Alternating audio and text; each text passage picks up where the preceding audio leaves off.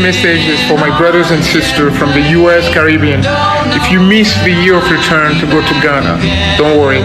The president of Kenya, President William Ruto, is giving you lifetime free visa to enter Kenya, meaning every black person is welcome to Kenya.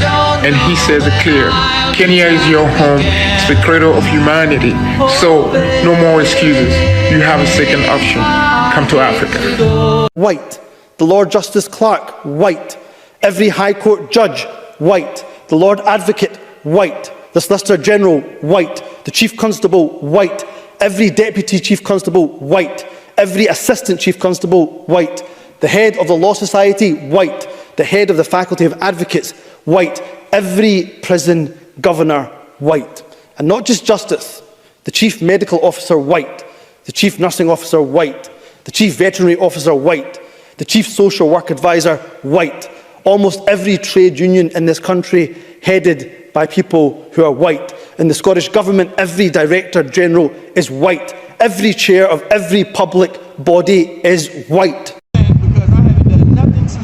All I'm asking you to do is move out of the bike lane. I don't care what you're asking. I don't got to comply with you. No, of course not. But that's just the law. So go your ass around. It's not safe. I don't want to go into the contraflow lane.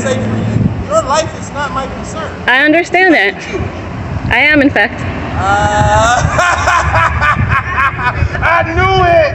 I knew it. I knew it. I knew it. I knew you was a Jew. You people are the devil. Now we're going. I knew it. You are the devil. Now we're going. Hey, bro, get the Karen, bro. She is trash. This is why you're doing this, because you think you're entitled. But we are all in this together now. And so we've got to stand up to the federal government. We've got to stand up to bullies. We've got to stand up to an administration which is too male, too pale, and too stale.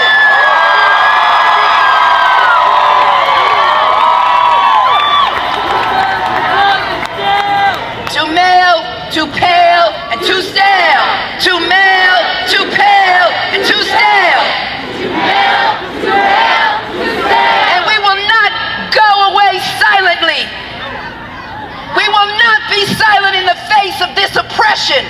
We will not. So Howard University has a $90 million contract with the Department of Defense, and there are students on our campus who don't support our university having relations with war militarist interests, because we understand that those corporate militarist interests do not represent the interests of students, do not represent the interests of faculty, or even university workers on this campus. But right now, because Joe Biden's administration are the people who provide the unconditional funding to apartheid Israel, we have to make it known that we understand that they are complicit in a genocide, and we have to normalize calling them out by continuing to provide context about the ongoing genocide of Palestinians for the last 75 years. Our message to Joe Biden is that Howard University students, HBCU students, do not support the drastic and violent escalations that are happening now in Gaza.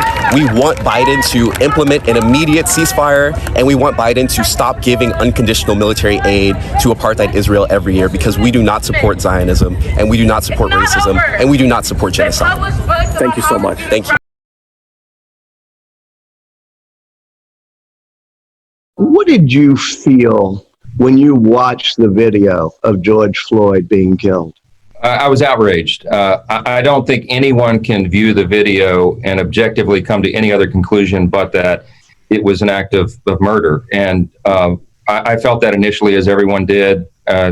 It's so disturbing, and the underlying issues beneath that are something that the country is now struggling with, and I think it's something we have to look at very soberly and with a lot of empathy, and I'm glad to see that's happening around the country. What it's taught me is we now have 4 other children of our own, and my oldest son, Jack, ironically, this year is 14, and I've thought often through all these ordeals over the last couple of weeks about the difference in the experiences between my 2 14-year-old sons, Michael being a Black American and Jack being white, Caucasian. They have different challenges. My son Jack has an easier path. He just does. The interesting thing about both of these kids, Michael and Jack, is they're both handsome, articulate, really talented kids, gifted by God to do lots of things. But reality is, and no one can tell me otherwise. My son Michael had a harder time than my son Jack is going to have simply because of the color of his skin. And that's a reality. It's an uncomfortable, painful one to acknowledge, but people have to recognize that's a fact. What should we do about that? I think that we really do need systematic change. I think we need transformative solutions. Tonight, boys, we're going to kill us a Negro.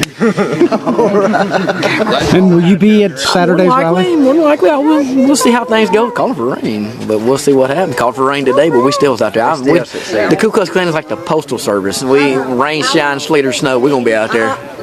Ain't no rain going to stop me. So I'm going to be out there. And that's how you do it. That's it. Prepare a crowd. We don't kill us a Negro. All right. This is the KKK. They gonna come. I just want to ask you then about something else he said in his speech, which is about the collective punishment, as he put it, of the Palestinian people. And I want to talk about that in the context of the blockade and keeping fuel out of Gaza. I just wonder if you think that that is really necessary. You know, I'm very puzzled by the constant concern which the world and also Britain, I must say, Mark, is showing for the Palestinian people, and is actually showing for these horrible, inhuman animals who have done the worst atrocities that this century has seen, and the worst atrocities that Jews have suffered since the Holocaust. I mean, you know, when the United States reacted to 9/11, I don't remember people shedding tears for the Taliban or Al-Qaeda. Your country, Mark, actually, Britain, actually joined them and even sent your royals to fight in Afghanistan. When the Ukrainians reacted to Russia's invasion, I don't remember people worrying about the poor Russian soldiers and whether they had enough food. All of a sudden, when it comes to Israel, everybody is becoming a great humanitarian, totally forgetting what happened 2.5 weeks ago, which is unforgettable and unforgiven.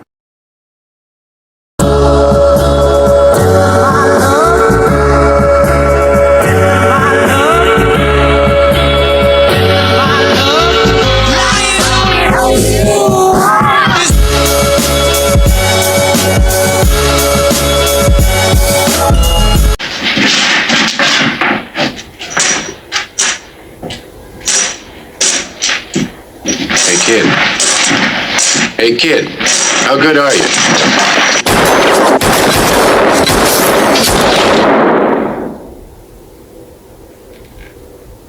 Tonight, Richard Nixon in person is going to face a panel of citizens asking the questions they want answered. Thank you very much. Thank you.